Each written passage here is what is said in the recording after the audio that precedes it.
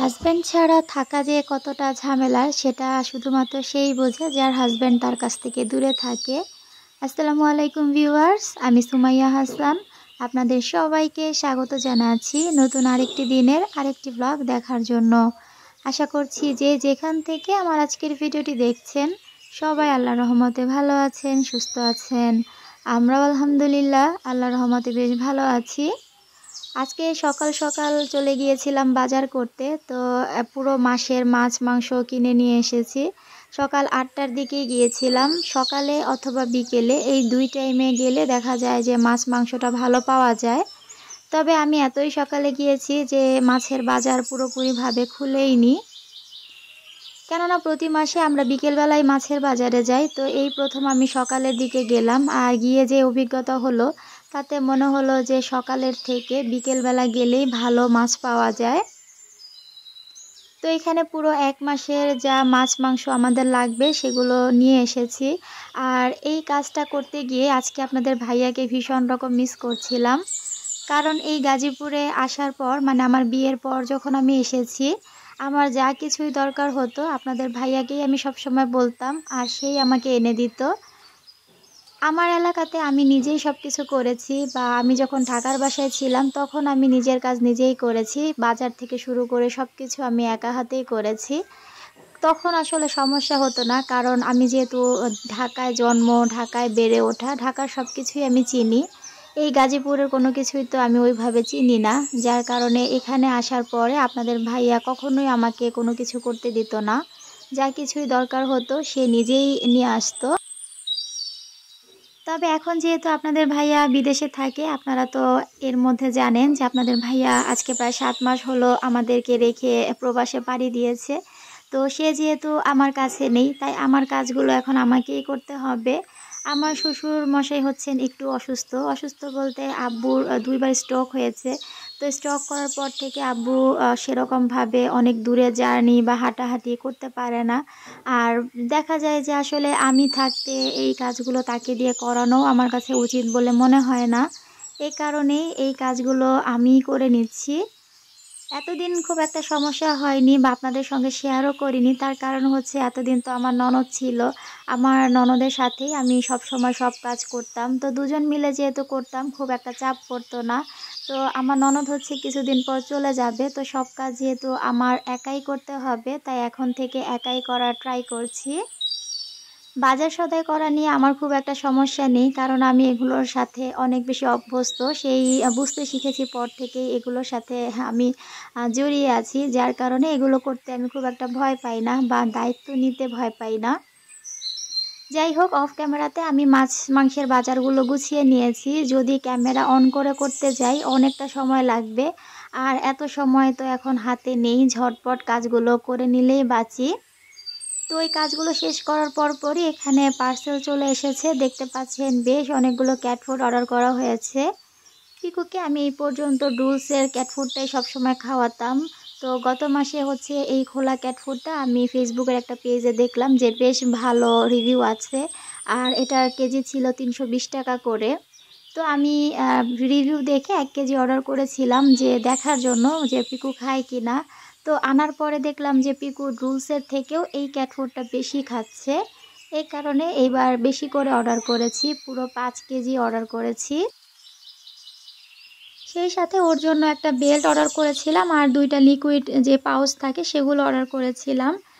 ইদানিং সবাই আসলে এত বেশি আমরা শপিং করছি, তবে পিকুর জন্য কেউ কোনো কিছুই শপিং করছে না। তো এটা দেখে বেচারা পিকুর কিন্তু অনেক বেশি মন খারাপ হয়ে যায়। বিশেষ করে কারো শপিং দেখলে পিকু একদম দৌড়ে চলে আসে দেখার জন্য যে কে কী কিনেছে। তো যখন দেখে যে ওর জন্য কিছু নেই, ও কিন্তু অনেক বেশি মন খারাপ করে, একদমই মানুষের মতো। তো যার কারণে আমি ওকে বলছিলাম যে তুমি মন খারাপ করো না, মা তোমাকে একটা সুন্দর বেল্ট কিনে দিব। তো এই যে ওর ক্যাট ফুডের সঙ্গে আমি বেল্ট আর এই খাবার 2টা অর্ডার করেছিলাম, এগুলো আমার পক্ষ থেকে আমি পিকুকে গিফট করেছি। তো পিকু তো নতুন বেল্ট আর নতুন খাবার পেয়ে মহা খুশি। আসলে ওকে যেহেতু আমরা পালি, তো কষ্ট দিয়ে তো লাভ নেই, এই কারণে চেষ্টা করি ও যেন ভালো থাকে, সেই সাথে সাদিদও যেন সুস্থ থাকে, 2টা দিকই ভালোভাবে খেয়াল রাখতে। আজকে মূলত আপনাদের সঙ্গে শেয়ার করব সাদিদ তার নানু বাড়ি থেকে শীতের কি জিনিস পেয়েছে বললে ভুল হবে। এগুলো আমরা নিজেরাই শপিং করেছি। ওর নানু বাড়ি থেকে হচ্ছে টাকা পাঠিয়ে দিয়েছিল, আমি মার্কেটে গিয়ে কেনাকাটা করে নিয়ে এসেছি পছন্দ মতো।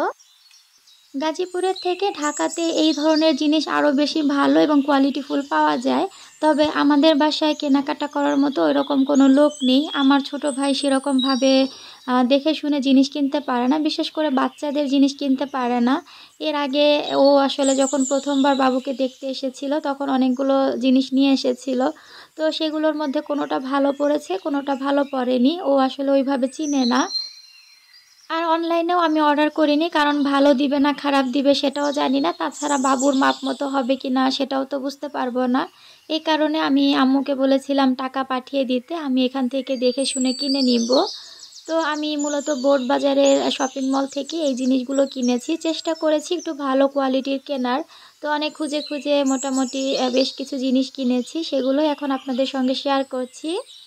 এখানে এই যে একটা জ্যাকেট দেখতে পাচ্ছেন, এই জ্যাকেটটা খুবই সুন্দর ছিল আর বেশ কোয়ালিটিফুল ছিল, মানে শীতের সময় পরলে অনেক বেশি আরাম পাবে। এটার সঙ্গে যে হুডিটা দেখতে পাচ্ছেন, এই হুডিটা কিন্তু আলাদা করা যায়, চাইলে এটা খুলেও ওকে পরানো যাবে। তো ওই জ্যাকেটটা আমার বেশ ভালো লেগেছে, এই কারণে জ্যাকেটটা নিয়েছি। আর প্রাইসটা আমি সাথে সাথেই বলে দিচ্ছি। প্রথম যে জ্যাকেটটা দেখালাম ওই জ্যাকেটের প্রাইস নিয়েছিল 750 টাকা। আর এখন আপনাদের সঙ্গে খুব সুন্দর একটা রামপার শেয়ার করছি। এটা একদমই ফুল, দেখতেই পাচ্ছেন শীতের জন্য বানানো হয়েছে। আমার আসলে এই ধরনের রামপার অনেক বেশি পছন্দ। বাবুর যখন আমি একদমই আগ মুহূর্তে যে কেনাকাটা করেছিলাম ডেলিভারির আগে, তখনই আমি এগুলো নিতে চেয়েছিলাম। তবে ওই সময় আমার কাছে মনে হলো যে এগুলো নিব, বাবুর হবে কি হবে না, অনেক চিন্তা ভাবনা করে আর নিইনি। অনলাইনে বেশ কিছু দোকানে দেখেছি, তবে আমার খুব একটা পছন্দ হয়নি বলে আর নেওয়া হয়নি।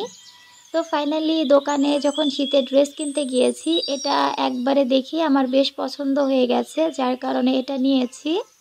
আর এটাও কিন্তু অনেক বেশি সফট ছিল।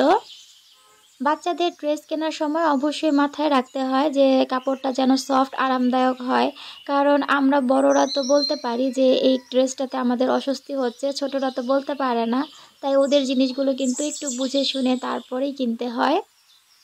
তো রামপারটাও আমার বেশ পছন্দ ছিল, ওইটার প্রাইস নিয়েছিল 600 টাকা।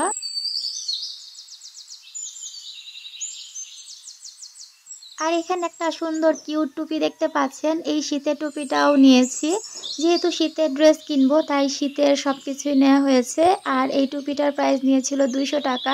টুপিটা এত বেশি সফট ছিল, আমার এটা ভীষণ রকম ভালো লেগেছে, যার কারণে এই টুপিটাও নেয়া। গরমে যেমন তেমন শীতের মধ্যে কিন্তু বাচ্চাদেরকে এক্সট্রা একটা কেয়ার করতে হয়, বা বাচ্চাদের ড্রেসও অনেক বেশি দরকার হয়। যেহেতু বাচ্চারা একটু পরপরই হিসু করে ফেলে, কাপড় চোপড় ভিজিয়ে ফেলে, তাই অনেক বেশি কাপড়ের দরকার হয়। এখানে এই যে পাতলা যে সোয়েটারগুলো দেখতে পাচ্ছেন, এগুলো মূলত গেঞ্জির মতো, তবে একটু মোটা। একদম টি শার্টও বলা যায় না, আবার ভারী সোয়েটারও বলা যায় না। হালকা পাতলা শীতে পরানোর জন্য এই দুইটা নিয়েছি। এগুলোর কোয়ালিটি খুব একটা ভালো লাগেনি বলে আমি বেশি নেইনি, দেখতেই পাচ্ছেন মাত্র দুইটা এনেছি। আর এখানে বাইরে থেকে কয়েকটা প্যান্ট নিয়েছি। তো এই প্যান্টগুলো হচ্ছে প্রতিদিনই ইউজ করার জন্য। এগুলোর বাইরেও আরও কিছু প্যান্ট আমি পরবর্তীতে এনেছিলাম, ওগুলো আর ভিডিওতে দেখানো হয়নি। আর এখানে দেখতে পাচ্ছেন জুতাটা মিসিং আছে, জুতাটা আমরা কিনিনি, কারণ কিছুদিন আগেই আমি যখন নিউ মার্কেট গিয়েছিলাম বাবুর জন্য খুব সুন্দর একটা জুতা নেওয়া হয়েছে, তাই শীতের জন্য আলাদা করে আর কিনিনি। কেননা আমার কাছে মনে হলো শীতের জুতা যেহেতু কিনেছি, তাই এখন আর না কিনে ওইটা দিয়ে বরঞ্চ ওর জন্য গরমে পরার উপযোগী একটা জুতা কিনে নিব ভালো। তো এই কারণে আমি আর ডাবল জুতা কিনিনি। এখানে জাস্ট শীতের জন্য টুকটাক যেই শপিংগুলো কিনেছি, মানে ওর নানু বাড়ি থেকে যেই শপিংগুলো ওর জন্য কেনা হয়েছে, সেগুলোই আপনাদের সঙ্গে শেয়ার করলাম। কেমন লেগেছে জিনিসগুলো অবশ্যই কমেন্ট করে জানাবেন। আজ বিদায় নিচ্ছি, আল্লাহ হাফেজ।